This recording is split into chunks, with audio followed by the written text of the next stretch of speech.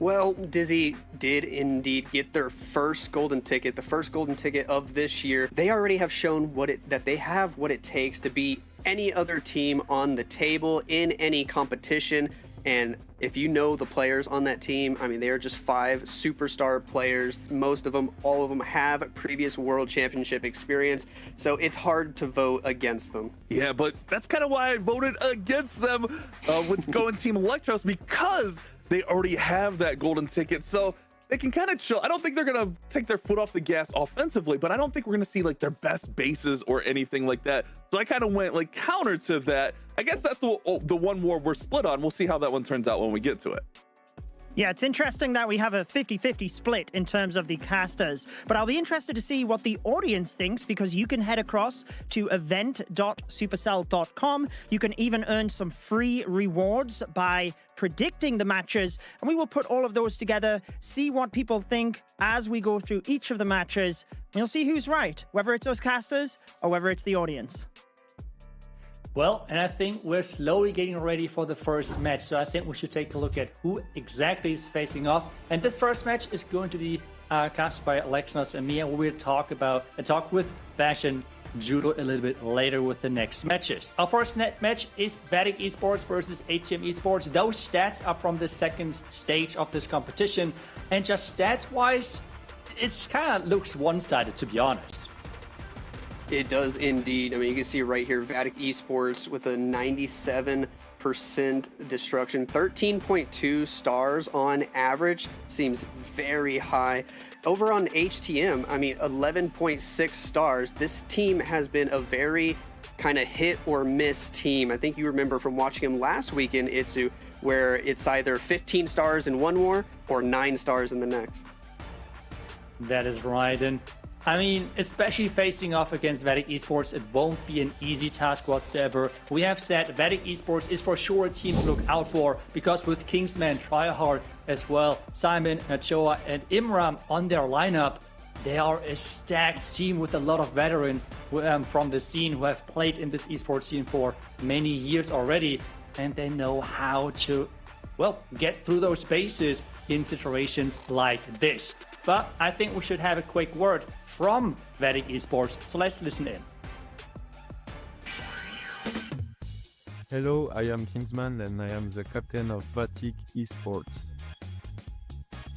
I think our biggest rival is for sure Dizzy, because we have some little issues with some of their members. And yeah, we also played with Mammoth in the past, so always a good rivalry to play against all teammates. I think Team Electros is probably the most underrated, because in my opinion they are very strong. They are showing very good in the last months, and I think they will be impressive this weekend. I think we had a lot of intense match during the start of this season. Like when we lost against Dizzy, they were very good for sure. But we did also great performances like against Tribe into the past months. So looking forward to continue like this. I think it have to be our team, because we are for sure, I think, the most versatile. We try to come with new armies every time, and we also manage pretty well the classic armies. So yeah, I guess we are the best. Can be a lot of reasons, like we didn't qualify into the first 2 Goldens. I hope we learn about our mistakes. I won't say them because we need to improve about it, but I hope we will. Very fun to see the interview there from Kingsman. One thing I do like about this team that he mentioned himself is that they are extremely versatile and they use a lot of different armies. Yeah, that's for sure. They like to try different things, and they're super consistent. You can see that right here in the Africa qualifier. They joined and finished actually in the 3rd place, and as well in the May qualifier they participated and got into the top 8, and then they are right now really high in the points leaderboard. This is why I feel like those 3 teams with Vatic, Elevate, and Tribe are important to really look out for, because they are in such high positions on this leaderboard, which means not just the golden ticket on this weekend itself is on the line for them, but as well keep collecting those leaderboard points, because we have heard from Judo earlier where you can get those golden tickets from. But they have to face a tough opponent with HTM, so I think we should take a look at their lineup as well. Indeed, HTM Esports here, a North American team made up of Ethan, Crispy, Spiz, Rainberry, and Van. Some of these guys, former teammates of mine, and it's awesome to see them performing really well this month. We could take a look at their stats there individually. Some of them have some really high stats. Van was hitting really high hit rates this season, but overall, like we mentioned earlier, their offensive scores have been kind of all over the place. One thing I remember specifically about them, though, is they actually had one of the best defensive stats out of all the teams here this weekend from last weekend. And so maybe they're relying on their defense to kind of keep them in some of these matches. Yeah, it would be for sure not an easy task for them, because if we take a look at the stats overall, we have the highest hit rate team versus the lowest hit rate team within this competition of the top 8 teams. But at the same time, we have defense-wise 2 teams which are quite close to each other. So I'm really looking forward to who can show up, because we have seen this many times in those, in this qualifier setup, that some teams might look like the underdog, but they're having those clutch players who are always showing up when it matters. And this is what it all comes down to. And we have the first timers, as you said, HTM. As an NA team, they have not really made so far a qualification for the World Finals whatsoever in any of those years. But the question really is, can they be the first team from NA to make it to Worlds later this year? It would be very interesting to see one team from NA finally make it. There have been a couple of North American players who are playing on like an international team that have made it, but never an actual team made up of multiple NA players. So that would be fun to see. But it is also cool to note that they did get 3rd place in the World Ladder Stage last month as well. So they have been doing consistently well, but this is maybe the first month where they're really breaking into that top 8, really ready to give this a shot and see if they can actually take out some of these teams that are at the very top of the leaderboard. Yeah, I always see on Vatic Esports a lot of veterans. We have as well some first-timers on the HTM team when it comes down to the qualifier stage. So I hope they can handle the pressure, because I'm really looking forward to a lot of different cool strategies, because I feel like with the latest changes, there is quite a bit of different opportunities out there of utilizing strategies. The Ice Block spell brought in quite some mix into the meta when it comes down to, for example, super witches and such things. So, well, let's see how that's going to happen. But something we can see right now is the voting of the community, and it seems like that they agree with us. We have all voted for Vatic Esports that we think that they are going to be the winner from this match, and 77% of the community thinks the same way as us. Yeah, it's just 23% of the audience is from North America, and maybe they're rooting on their friends over at HTM. We'll see how it goes. In this meta, anybody can win any sort of match. It just comes down to who's going to be a little bit more consistent and who might slip up and have one major mistake. Yeah, and especially in hard mode, we have talked about that earlier, what exactly hard mode looks like and what the specific changes are for hard mode, which means even small changes when it comes down to the timings of an invisibility spell for Royal Champion charge and such can be such a big difference for the attack itself, because you're getting punished way harder than in the regular game. Just 1 second light on the invisibility spell and you have a couple of defenses firing at your Fox, at your Royal Champion and such.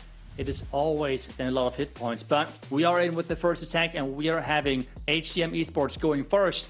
And we see the Root Riders. We have as well the Royal Champion charge to begin with, and as well the double overgrowth, which means no Eternal Tome, if I've seen that correctly.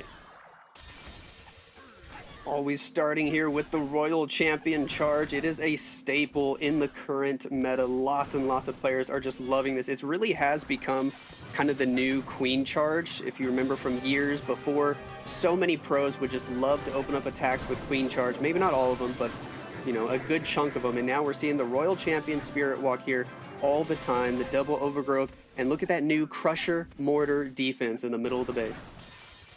Yeah, and that's for sure something we want to look out for and highlight over the matches, and that is what type of seasonal defense do those pros prefer? Are they going with the hook tower? Are they going with the mortar, or maybe with the fire spinner? I feel like so far we have seen a lot of the mortars or of the hook tower, but on this first one, it is going to be the mortar, and that is going to be overgrowth right away to make sure that those root riders are going around that town hall, but into 2 bomb towers, and it seems like a lot of damage down there. That early overgrowth on the town hall just to really slow down the incoming damage. Now he doesn't have a lot of spells other than the overgrowths to back up his units. No rage spells, no healing spells, relying on the healing tome and the rage gem on the healers to help keep everybody alive here, and just slowly making his way through the base. Lets that first overgrowth expire, takes out the town hall, and then wisely drops that second overgrowth, forcing everybody around the right side. Yeah, and he's right now creating kind of like the ring base, where he tries to ignore the core, walk around the outside with those wall openings to make sure as well that the king can leave and enter back into the base. The super barbarians are keeping everything on track, but the core should wake up really soon again, and there's going to be a lot of damage, which is not getting targeted right away. The warden is going down, and this means the rage aura is gone.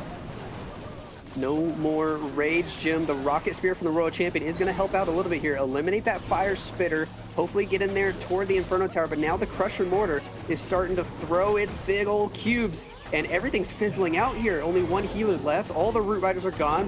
Where has everybody gone? Yeah, without that rage gem, the healers are not as efficient, and this is right now really giving him a tough time, because that monolith is out of reach as well for the Archer Queen. He's closing in on the 90% 2-star mark, but he's not making it any further. And this means the first attack for HTM is going to be a defense for Vatic Esports. They were able to defend, and it seems like that the mortar and the core was the right choice as well.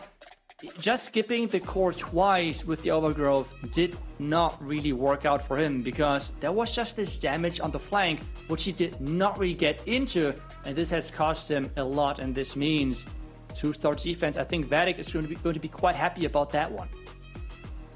Indeed, you always got to be careful when you're going to completely skip the core multiple times like that, because like you said, eventually once those overgrowths expire, if those defenses in the core start to target your healers, it can backfire on you and just not make it ideal. In this sort of attack, it seems to always be best to try to find a way to keep those healers alive as long as possible. They make a huge difference. Yeah, especially if you combine them with the rage gem of the warden, because the rage effect is affecting the healers as well, where they're even more efficient with your healing. And without that healing, as you said, when the healer's going down, this is then the downfall of pretty much any ground attack, because they're relying on this hit point recovery. And if you have the warden going down, this means less recovery. The healer's going down, even worse, and this has really then cost him with that core staying alive. But Vatic Esports is up next. I'm looking forward to what they're going to bring to the table. Kingsman as well. He likes to bring all different armies. He has used super witches in the past. We have seen as well a lot of root riders obviously from him, but he sometimes likes to go out of the box, and as well dragons are something which we might see from their side. I'm hoping we get to see something like Super Witches here. I think I know that you've been using a lot of Super Witches lately, and they do look pretty fun in this meta, but he decides not to go risky right now, or not to play things any different than normal. He's going to go with the classic Root Rider army setup, and looking at some of the equipments, they all seem pretty standard. So a similar attack to what we just saw, except he brings a healing spell and some normal wall breakers. Yeah, the normal wall breakers might be the surprising thing as well, for sure, but the biggest difference, I think, is the lock launcher and the earthquake, where it tries to create even better pathing than for his root riders. But we have talked about that earlier as well with the timings of the invisibility spell. He's having a couple of shots on his royal champion, investing another invisibility spell to keep her going and go for another multi tower. The question now is he trying to trigger that Giga Bomb? Right now, the Fox is going somewhere different with the royal champion. The recall spell is in. Is there going to be a giant arrow? Yes! I was predicting that. A lot of players lately have been combining this earthquake spell with the log launcher and a giant arrow. Whenever you can line up so many defenses, look at what the log launcher is targeting now. A ricochet cannon, an inferno tower, and a monolith. going to be able to eliminate all 3 of those and set up some decent pathing here for the next set of units. Yeah, but he has to be careful because then Queen is taking a lot of damage early on. And that lock launcher is taking a lot of hits as well. So the pathing is not as great as he might have maybe hoping for. Queen right now though, with the passive healing of that action figure, is trying to recover some hit points to somehow take down the core. And we have the combination, I think we have seen it on Bash channel a little bit, Super Valkyrie and Super Yeti inside that lock launcher. Yeah, that Super Yeti with the little baby rage spell from the Super Valk, able to take out that monolith. That was cool. The Archer Queen does end up going down afterwards. The Overgrowth spell just to the right of the Town Hall, because he wants his Royal Champion, his Root Riders, to snipe the Town Hall now, and he is taking a lot of damage, but the healers are keeping him alive for now. Oh, the question is, what is the timing looking like when the Overgrowth defenses are waking up again, because that might be a big problem for him. He has the Royal Champion ability, and right now we have the Mortar unleashing all of the splash damage onto those troops. The Warden already gone, which means the Rage Gem is no help anymore, and now it's all about the Root Riders. The Royal Champion ability is still there, but she's in a lot of danger right now. She's really close to those defenses. Once again, we see that when that Overgrowth expires, this Crusher Mortar targeting the Grand Warden, targeting the Apprentice Warden, then the Root Riders go down, and it seems to be fizzling out, and it looks like it's going to end up being lower percent than HTM Esports' first attack, so it's going to be a slight percentage lead to HTM after this first round. Yeah, the overall approach did not work out. I think he was hoping for more value when it comes down to his Archer Queen from the top side. Well, yes, he took a lot of damage or a lot of hit points more from the defense around the top side with the Giant Arrow. This kind of left his Archer Queen really, really vulnerable to all of those defenses around that area, which was, for example, that merged cannon, which completely took her out. We can see as well the combination of the Super Valkyrie and the Super Yeti. I will admit, I'm not sure if I was the biggest fan. I think the rage from the Super Valkyrie was like somewhere dropped completely different than where the Super Yeti was going. So he did not get the value from that combination. But as you said, it was a cool idea. He tried something new, and I think in his tests, it for sure worked out way better. But in this one, unfortunately, it did not. In the log launcher, the Super Yeti, the Super Yeti with the Super Valk seems like the sort of strategy where sometimes it can really pay off and get better value than the classic 3 normal Yetis. But sometimes if, like you saw, the little Rage Spell does not help the Super Yeti in an efficient way, maybe the 3 normal Yetis is the safer way to go. But the second attack from HTM Esports is now in. Van going in with more Root Riders. Again, we're seeing the Royal Champion walk with the Recall spell and then 2 Overgrowth spells. Yeah, I think we have seen this now more and more common within the competitive scene in Clash Esports, because Max has used it last month, and he did amazing with that combination of replacing the Eternal Tome and using instead 2 Overgrowth.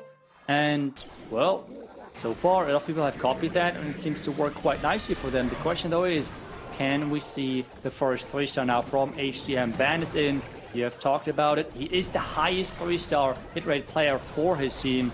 So if he can perform here, that would be a huge relief for them collecting their first 3-star, because they are already up on the percentage level. Does Overgrowth the Town Hall with that first Overgrowth. That seems to be a common go-to move when you're bringing the double Overgrowth. The Archer Queen has the Sneezy helping her out on the bottom side of the base, but with that multi-Archer tower there, she has to go to ability so quickly, about to pop her ability right now. And after that first Overgrowth expires, he drops the second one way up higher on the Monolith.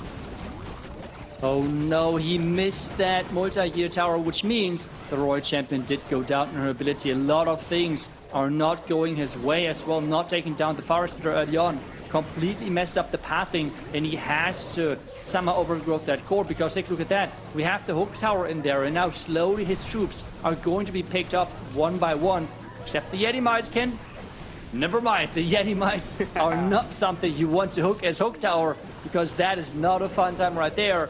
But yes, there's some troops left. He needs to increase the percentage now. Really fun to see that hook tower. Sometimes it's amazing, and sometimes the Yetis can counter it. But if you think about it, if that wasn't a hook tower, the Yeti Mites would have instead taken out the Monolith if that was a Crusher Mortar or anything else. And now that Monolith, it is no joke. It is just eliminating Root Rider after Root Rider. Now it's going to take out the Grand Warden, and it is not going down. Looks like it's going to take out the Queen next as well. Yeah, sometimes I'm really like wishing for a feature where you can see the damage of like what everything like defenses wise dealt.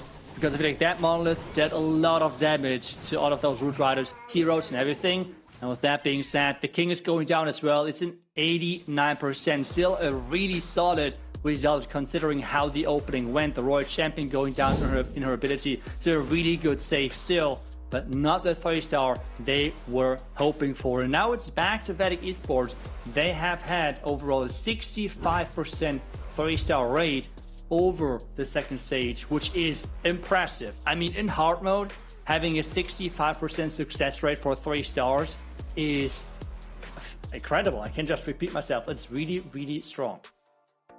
That would be a cool feature, even if it was just like one line saying the defensive MVP was the Monolith and then a number showing how much damage it did. That would be cool. But that was the highest percentage attack we've had so far. Imran gonna go in next, and he's looking to top that, trying to get the first 3-star of the war, and going in with almost the exact same strategy. Yet again, the double overgrowth with a healing spell on this one. The equipments all seem to be pretty common here. Most of these equipments are staples for these pros. They are loving this sort of setup. Yeah, they just really like the setup of those spells. I think there are some little changes, like the amount of ice golems, for example, as well as some of the spells have changed. We're seeing the heal spell in here as well in the mix, but the 2 overgrowth are staying the same. And the Royal Champion charge did clear out that left corner, so we can enter now from either the left side or from the top left side.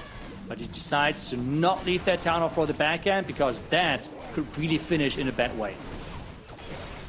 Indeed, so he's gonna go toward the town hall. You never know, he might just overgrowth it twice though and be a little crazy, but we're using the troop launcher here to help out. Let's see which way the troop launcher, it's actually throwing barrels toward the outside of the base there. Sometimes it's very hard to predict where exactly it's gonna throw those barrels. He does have a Cocoa balloon that he puts in his clan castle that the troop launcher launches in front of the healers, and that actually helps to keep them alive, as look, that Cocoa balloon just saved a healer from a Seeking Air Mine.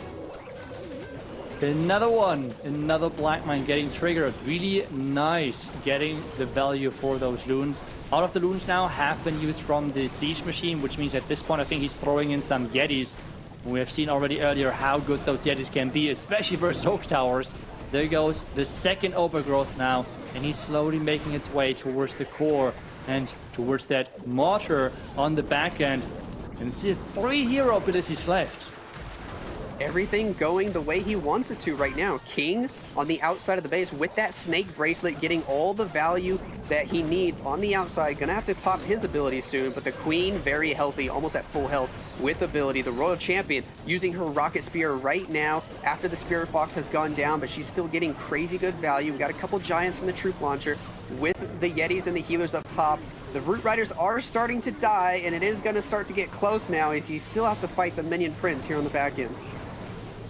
Minion Prince is tanking, Queen ability is still there, the Giga Bomb is getting triggered, and now it's all about that Monolith and that merged multi-year tower. Is it going to be enough? The Yeti Mites are trying their best, we have the Boogers as well in there. Can the Monolith go down? That's the question, and the answer is yes! And this means it's the first 3-star in this matchup. That Booger was on 1 HP, and it just took out the Monolith, man. That Monolith needs a tissue because that Booger got him. That's a beautiful 3-star, and Vatic Esports are going to take the first lead in this match. Really nice 3-star right there. Really good control of his troops, really making sure that the pathing always was set. His troops did not split whatsoever. And I think you have highlighted beautifully those test loons within the siege, getting them into the main push, triggering all of the Black Mines and keeping those healers safe. Indeed, just everything went perfect in that attack. There was no obvious mistakes that he made, but it is incredible to note that even when it seems like the attacker does everything perfect, these attacks are still just so close because hard mode is just, as the name suggests, incredibly difficult with all the defenses doing extra damage and all the other effects. Rainberry now going in with the next attack. What is he bringing for us? Seems like the exact same army yet again. With those Root Riders, the invisibility spell is going to be invested right now. He was waiting for the rotation of his Spirit Fox, making sure that he's not taking too much damage, but there goes the recall. The Fox did not die, but I think the Royal Champion and the Fox are on really low hit points. They are indeed. Sometimes when they're super low on HP, I feel like it's worth delaying the redeployment until you're really sure she's not going to get targeted by some defenses, and hopefully the healers can help them out, or at least the healing tome will be able to get her back up to full health. The overgrowth now being utilized in the middle of the base, covering that monolith, covering the fire spitter. Royal Champion deployed on the right, kind of in between the queen and all those Root Riders, but they're about to all meet up again as they go take out that town hall. But he has to be careful. The Royal Champion is leading the charge with the Root Riders right now, and she has that Rocket Spear, and he's actually using it early to make sure the Royal Champion is staying behind and staying protected and recovering as well those hit points. Well, she can now take down the core with the Rocket Spear. He might invest another spell to protect her. Is it going to happen? Nope, she just turns invisible from the Spirit Fox.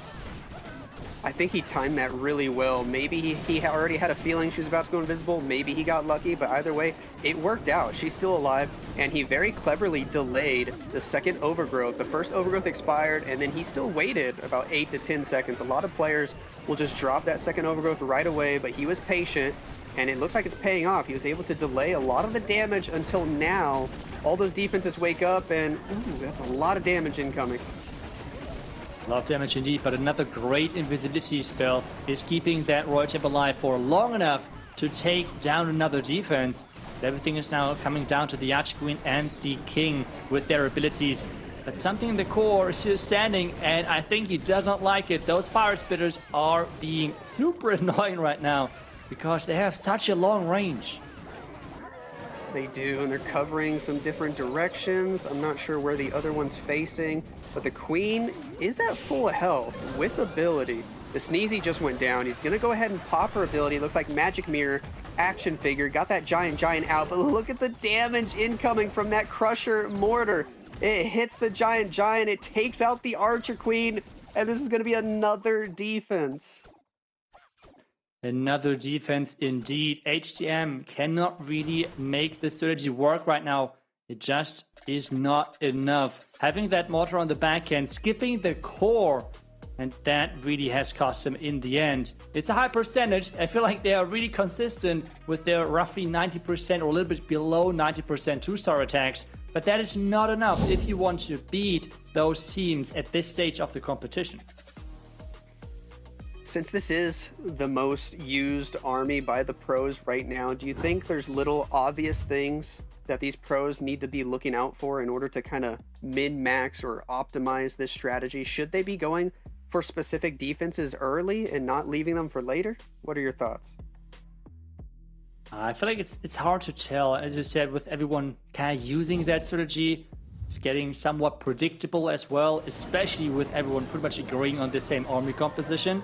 And it's not easy. It's not easy. You need to try different stuff. Maybe something like what Simon does right now, where he's using an outside Yeti to redirect the Royal Champion early on and find an opening which the defender did not predict. And that's the big question. Did HTM Esports test the entry where he is able to get the Royal Champion deep into that compartment, taking down another key defense? But that core is looking dangerous as well, and he's only running one overgrowth. That's the big change here. One overgrowth spell, pairing it with a healing spell. We're deploying the Queen on that northeast side of the base, and we're just going to send the Root Riders straight toward the Town Hall. Only one overgrowth, like you said, so he's got to be very efficient with it. You can't just use it right away because you're relying on another one later, and he is delaying it here, not using it on the Town Hall, at least not yet. And look at this King on the right side of the base with a very specific skeleton spell to help him out. Town Hall is getting frozen. The Loons so far are doing a great job of keeping those healers safe.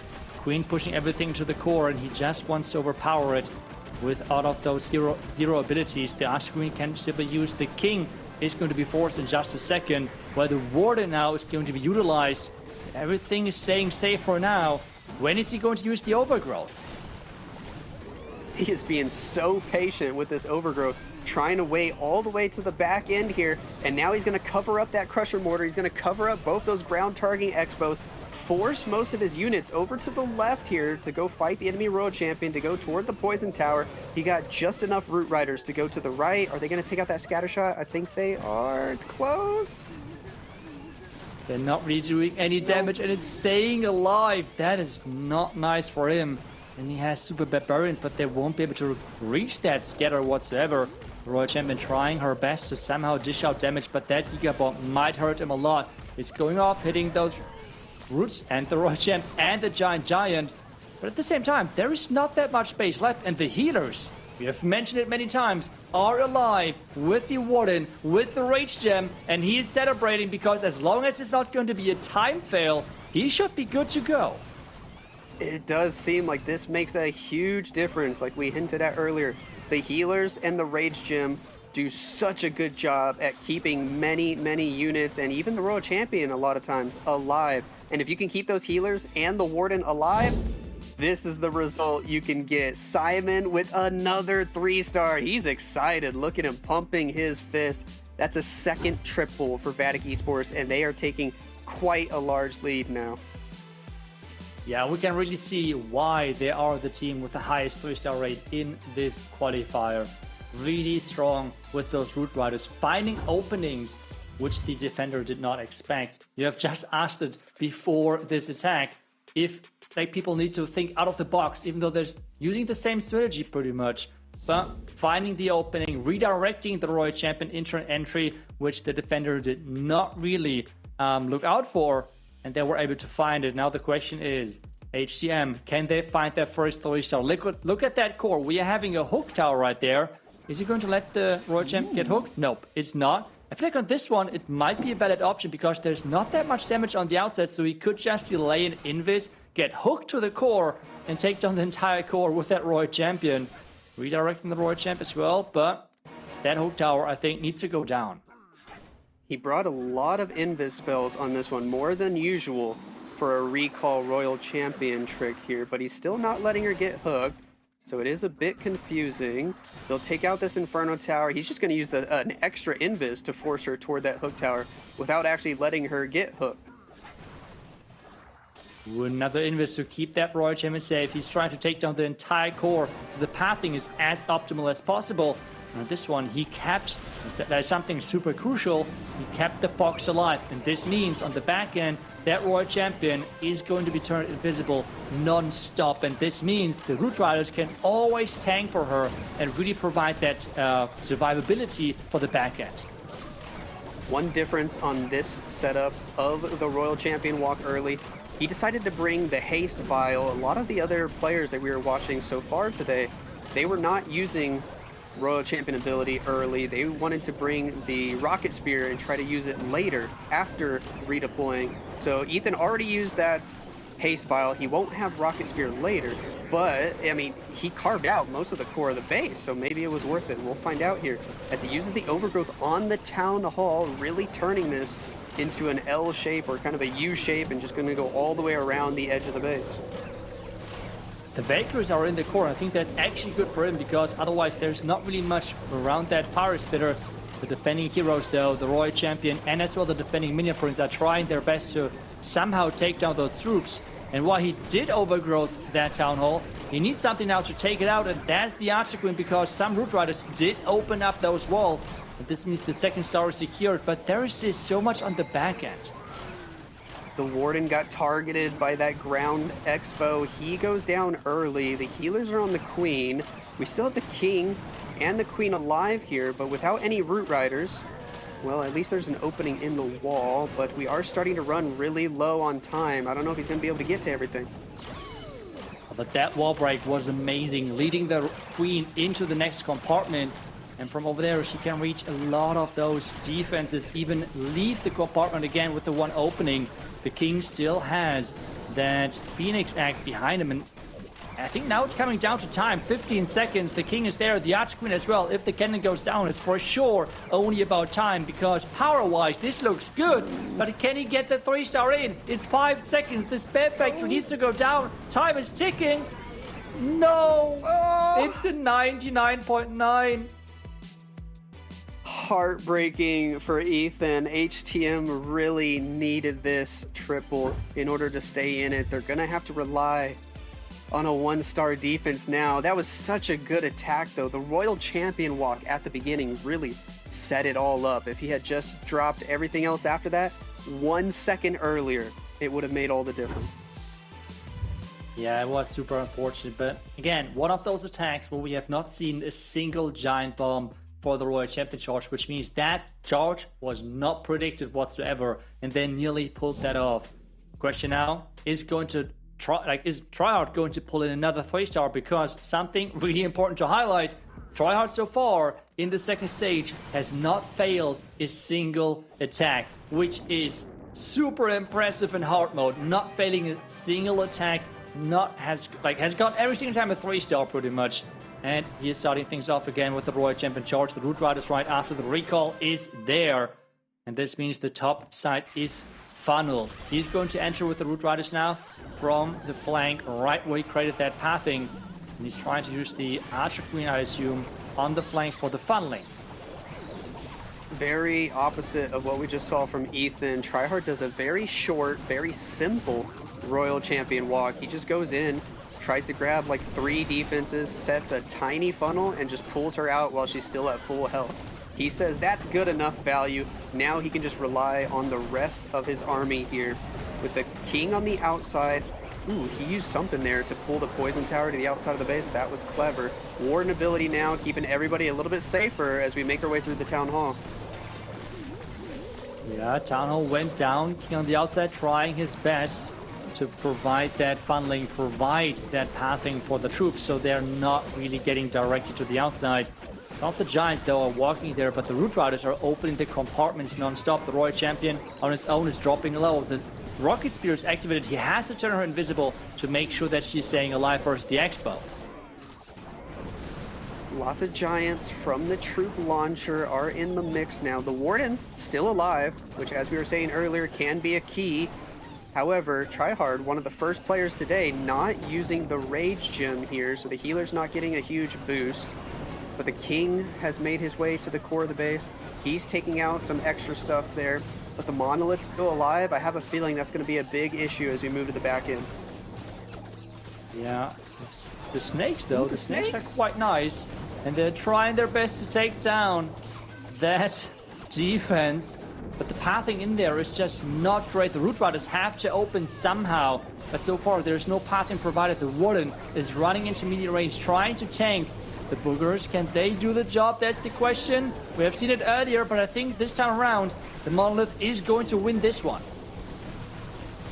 Another Booger going for that Monolith, trying to do damage to it. We got definitely enough to get a 99. Oh, he's invising the Boogers. Invisible Boogers are taking out the Monolith, and he's got it.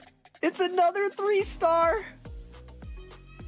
Well, we have found out today that the Monolith hates the Boogers of that Sneezy. I mean, that's now another time where we're seeing a 3-star, because the Boogers in the end are getting that Monolith out of the way. Yes, this time you have to admit the Boogers had the help of an invisibility spell, but still, it's 2-0 for the Boogers versus the Monolith.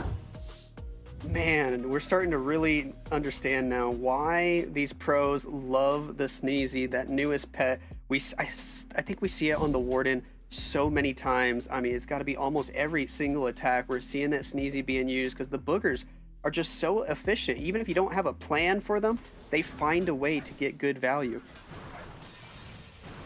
And actually, we're seeing a different strategy right here for the Dragons. It's still the Royal Champion charge, but we're seeing Air as a follow-up. No Root Riders in this one. We're seeing as well some Tesla to redirect that Royal Champion as the defender, turning that invisible, but still, those outside defenses are still there, and the pathing to the core is pretty much non-existent, pretty much. Champion likely gonna continue to the left unless he uses some extra invises to get her back the other way, or if he lets the hook tower grab her, but it doesn't seem like he's gonna do that. Just gonna accept the fact that she's walking to the left, clear out some of this value, and then come up with a plan for his dragons. Looks like we are getting a chance to see the new spell in action on this attack. Ooh, look at it there. Using the spell, luring out the clan castle this way. I'm just right now confused why you use the spell exactly. Because, I mean, we see the combination of the new ice block when you're trying to go into like a bait or into like a Giga Bomb, but there was no Giga Bomb, so I'm, yeah, a little bit surprised there. Oh, the ice golems, the tower has to go down. Oh no! That Ice Golem freeze stopped his royal champion from attacking, and she wasn't able to finish off that town hall. It was so close. Less than 10% health. And to make matters worse, there's a builder hut.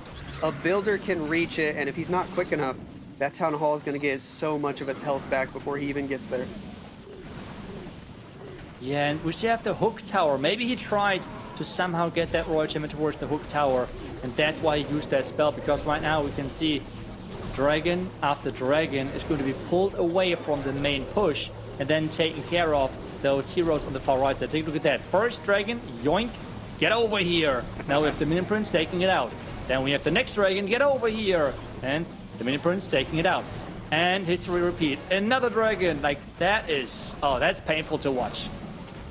And to make matters worse, he just invested 6 or 7 rocket balloons on the right side of the base, trying to get the air defense and the multi-archer tower, and neither of them went down. Both those defenses are on what looks like less than 5% health. If we could click on them, you would see just how low the HP on those buildings are. It does finally manage to get the town hall, but the minion prince is low, only 1 dragon left, and the hook tower just yoinked the minion prince from across the map. I mean, the more I see how strong that hook tower is, the more I understand now that he really tried to get that royal champion with that icebox spell into the range of the hook tower. And, well, I think he was just not really in range maybe, but that hook tower staying up, that was